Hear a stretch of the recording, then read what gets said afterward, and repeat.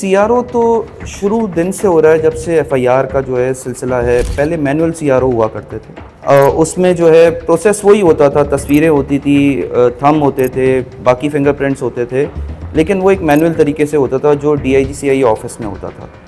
ये अर्ली 2000 तक हुआ। उसके बाद लेट 2000 में, जैसे 2012 13 14 में जो है वो ऑनलाइन सिस्टम शुरू हो गया था। हर थाने को सीआरओ दे दिया गया था।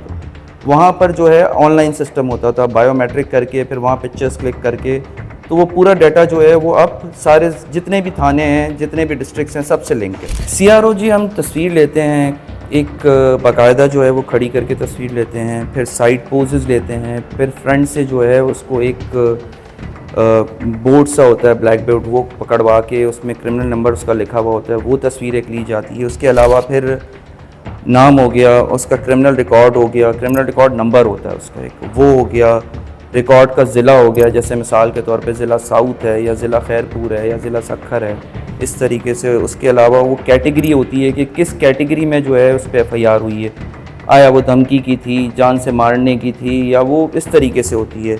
और उसका फिर रिहायशी जो है वो डिस्ट्रिक्ट होता है। उसके अलावा उसका रिहायशी पता होता है, उसका एनआईसी नंबर होता है।